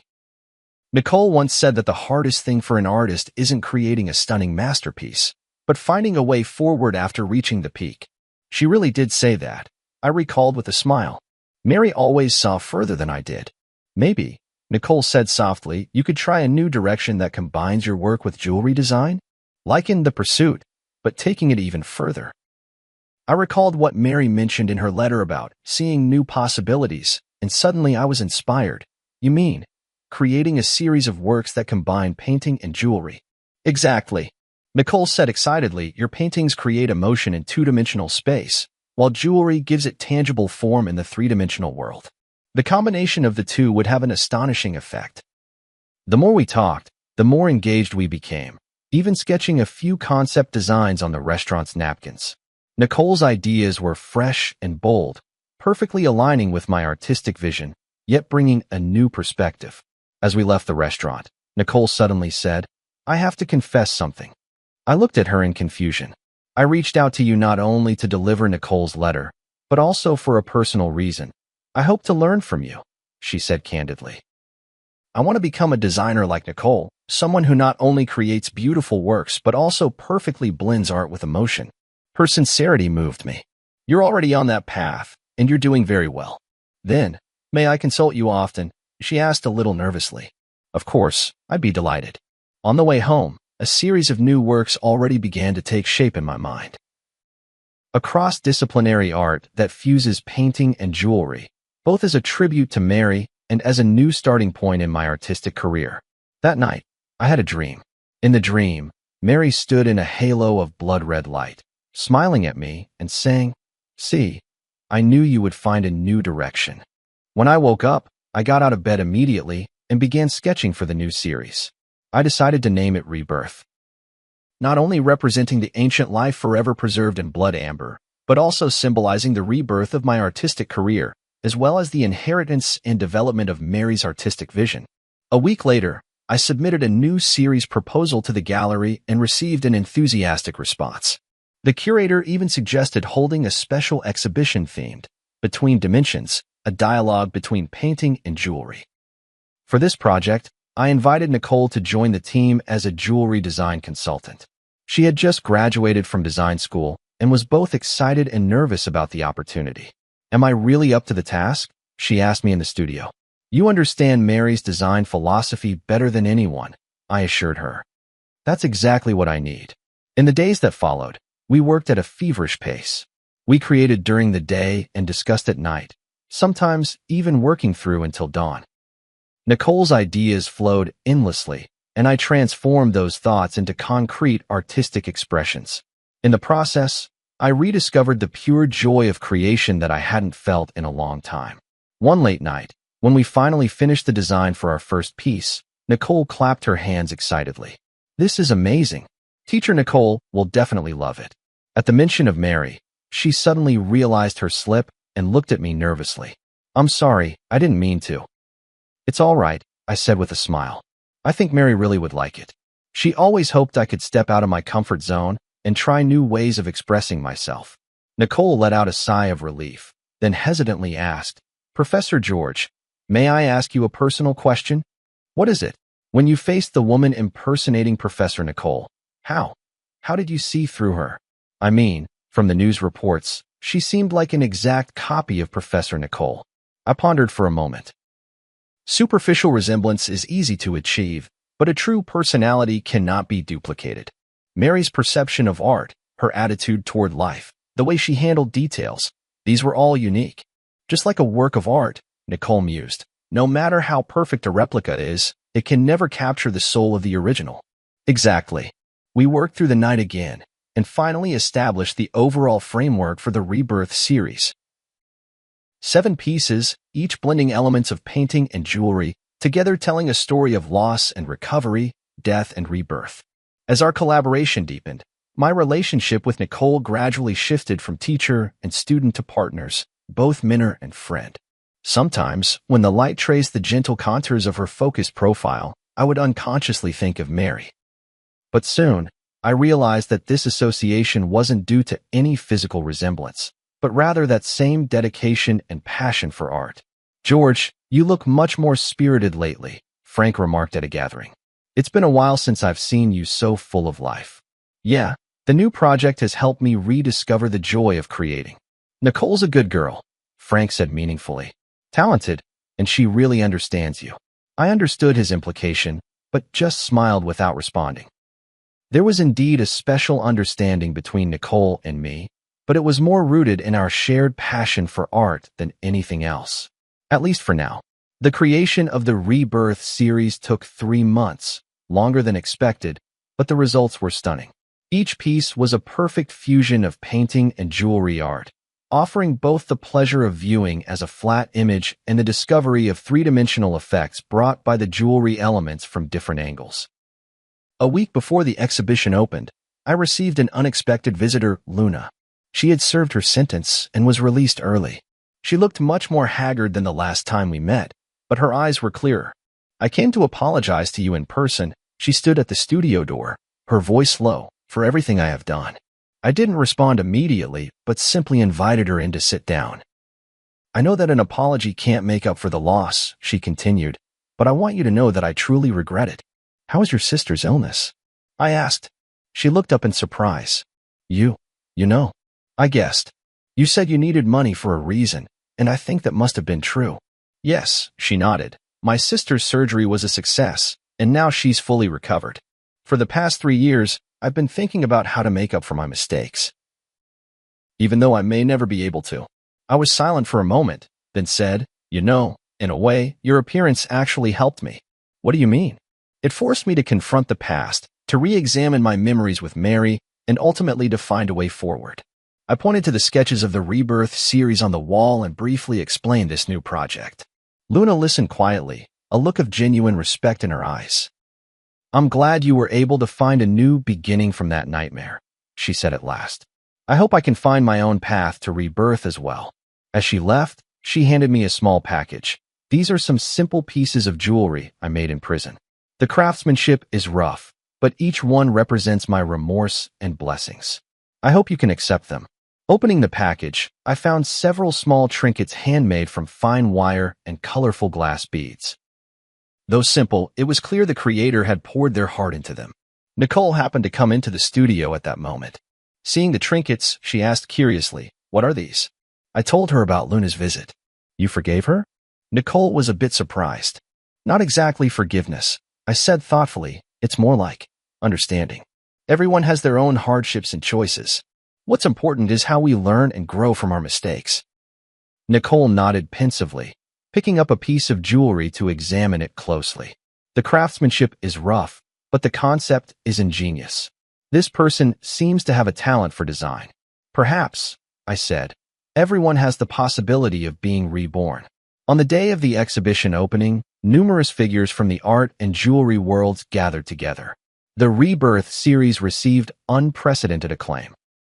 Critics called it a model of cross-disciplinary art, and the gallery owner was overjoyed, announcing plans for a nationwide tour. In the crowd, I saw Luna. She was dressed simply, standing quietly in a corner, admiring the exhibits. Our eyes met in the air. She nodded slightly, then walked away. "Who was that?" Nicole asked, standing beside me.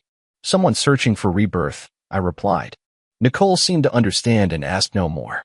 We stood side by side before the pursuit, watching the blood amber refract a strange light under the lamps, like the silent burning of life's flame. "Thank you," I whispered to Nicole. "Without you, this series might never have come into being." "It was your philosophy that guided us, teacher Nicole," she replied modestly. "I was just fortunate enough to be the messenger." In that moment, I suddenly understood the true meaning of what Mary had written in her letter. Love has changed its form. Love exists not only in memory and longing, but also in inheritance and innovation, shining brightly in every spark of artistic creation. And I, at last, had learned how to begin anew after loss, to embrace rebirth while still searching. The success of the exhibition exceeded everyone's expectations. In just 1 month, the Rebirth series was reported on by major media outlets and even attracted the attention of the international art world. A renowned auction house extended an olive branch to me, hoping to include several pieces in their annual highlight auction. "This is an unprecedented opportunity," Frank said excitedly. "If the deal goes through, you'll become a top player in the contemporary art market." I wasn't particularly concerned with commercial success, but I did feel the joy of having my work widely recognized. More importantly, this series opened up a new artistic path for me, freeing me from the creative shackles of the past 3 years. Nicole benefited as well. As the project's jewelry design consultant, she received high praise from the industry. Several well-known jewelry brands reached out to her, hoping she would join their design teams. "Which offer are you planning to accept?" One night, as we were tidying up the studio together, I asked her. "To be honest, I'm still hesitating." Nicole paused her work. "These are all great opportunities, but what? But I want to keep working with you." She looked straight into my eyes. "Rebirth is just the beginning, isn't it?" Her candor surprised me a little. Indeed, the success of this series had opened up many new creative possibilities for us, but I wasn't sure if I should continue such a close working relationship. "You should consider your own career development," I said tactfully. "These opportunities are very rare for young designers." Nicole seemed to sense my hesitation and nodded gently. "I understand." In the days that followed, we were both busy and rarely had the chance to talk alone.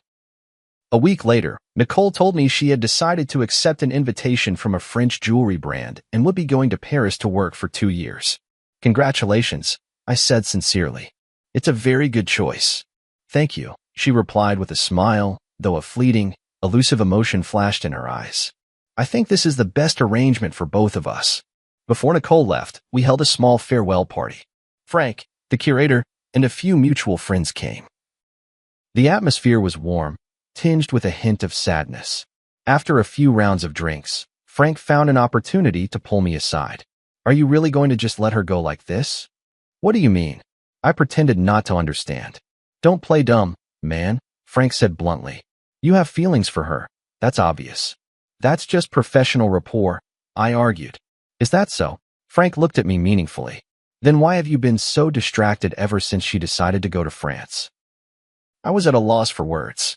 In fact, these past few days I had indeed felt an inexplicable sense of loss, but I kept telling myself it was only because I had lost an excellent partner. "I know what you're worried about." Frank lowered his voice. "You feel like you're letting Mary down, don't you?" I remained silent. He had touched upon the deepest concern in my heart. Mary has been gone for 3 years now. Frank gently patted my shoulder. She would want you to be happy. After the party ended, I walked Nicole home. The night was tranquil as water, and the city lights flowed around us. Thank you for your help and guidance these past few months. Nicole stopped at the entrance of her apartment building. This experience has meant so much to me. I should be thanking you, I said sincerely. Without you, the Rebirth series would never have been completed. We fell into silence, as if both searching for the right words to say goodbye. My flight is the morning after tomorrow, Nicole finally said. I still have some things to take care of tomorrow. So, this is probably the last time we'll see each other. 2 years will pass quickly. I tried to make my voice sound light. Paris is a beautiful city. You'll like it there. She nodded, a complex emotion flickering in her eyes. Professor George, there's something I've always wanted to tell you, but never found the right opportunity. What is it? I chose to study jewelry design because I saw Nicole's works. She took a deep breath, or more precisely, because I saw the pieces Nicole designed for you. The way she perfectly fused love and art moved me deeply. I didn't know that, I said in surprise. I've always hoped that one day I could be like Nicole, creating art filled with emotion. Nicole continued, her words coming faster, as if afraid she might lose her courage. But now I realize that what I want even more is to create for a specific person, just like Nicole created for you. I understood her implication, and my heart suddenly began to race. Nicole, please don't respond, she gently interrupted me. I just wanted you to know before I leave. No matter how you feel right now, remember that starting over is not a betrayal of the past, but a way of cherishing life. With that, she rose up on her tiptoes and softly kissed my cheek, then quickly turned and walked into the apartment building, leaving me standing alone in the night, my mind in turmoil. After returning home, I tossed and turned, unable to sleep, replaying Nicole's words and that gentle kiss over and over in my mind. Suddenly, I remembered a small box in the study, where Mary's last complete letter was kept, a letter I had found while sorting through her belongings. But at the time, overwhelmed by grief, I never had the courage to open. Now, I finally mustered the courage to walk into the study and retrieve that delicate little box from the depths of the drawer. Inside lay a pale pink letter, bearing Mary's familiar handwriting. Dearest George, by the time you read this letter, you may find yourself at a crossroads in life, hesitating between moving forward or staying where you are. My greatest wish is that you can move bravely through life, as freely as your brush glides across the canvas. Love is not a shackle, but a liberation. Memory is not a burden, but a source of strength. If one day you meet someone who can rekindle the light in your eyes, please don't hesitate because of your longing for me. True love is wishing happiness for the other, even if there is no longer a place for oneself in that happiness. Remember, the days we loved each other were complete, with no need for regrets. And now, it's time to paint a new picture, my beloved. Forever loving you. Mary. Tears blurred my vision. It was as if Mary had foreseen my current situation and had already given me her blessing. She was always like this, always able to see further and more clearly than I could. At that moment, I made up my mind. Early the next morning, I drove straight to Nicole's apartment. Professor George? Nicole opened the door in surprise, clearly not expecting me. I have something to say to you. I looked her straight in the eyes, not as your teacher, but as George. I handed her Mary's letter. Nicole read it carefully, her expression shifting from surprise to being moved, and finally, her eyes grew moist. She truly was an extraordinary woman, Nicole said softly, handing the letter back to me. Yes, she was, I nodded. That's exactly why I believe her words. Nicole, cancel your plans for Paris. Stay and continue our collaboration, will you? Nicole looked at me in shock. Are you serious? I've never been more serious, I said quietly. Rebirth is not just the name of an artwork, it's a possibility in life. Are you willing to explore that possibility with me? Her answer was a firm embrace, warm and real, like the first ray of sunlight after a long winter. In that moment, I felt as if Mary was somewhere, smiling down on us, blessing this new beginning. Life is like that blood amber, enduring countless ages of change and sedimentation, ultimately transforming into an eternal radiance. And I, at last, understood what true pursuit is, what true rebirth means. A year later, Nicole and I unveiled our second joint project, Interwoven, at the National Art Museum. This series was even bolder and more innovative than Rebirth, blending Eastern and Western aesthetics with various art forms. Critics hailed it as a significant breakthrough in contemporary art. At the opening ceremony, Nicole held my arm as we faced the media interviews and congratulations from the audience together. She wore a simple white dress, and around her neck was the Eye of Rebirth necklace we designed together. She completed the jewelry part based on my painting. "Your collaboration seems even more in sync than your last project," a reporter asked with a suggestive smile. Nicole glanced at me, and we exchanged a smile. Yes, both in art and in life, we found the perfect balance. This indirect answer drew a round of good-natured laughter from the reporters present. My relationship with Nicole was no longer a secret, but we always kept a low profile, letting the public's attention remain focused on our artistic creations. After the exhibition, we drove out to a small hill in the countryside. There stood an ancient oak tree, beneath which Mary's ashes were laid to rest. This was the place we chose, rather than a traditional cemetery, natural, peaceful, just like Mary herself. "Mary, the exhibition was a great success today," I said softly to the stone beneath the tree. "Nicole's designs were admired by everyone, just as you once predicted." Nicole crouched down and placed a bouquet of white daisies in front of the stone. "Teacher Nicole, I've been working hard to become the kind of designer you hoped I would be. I hope you can be proud of me."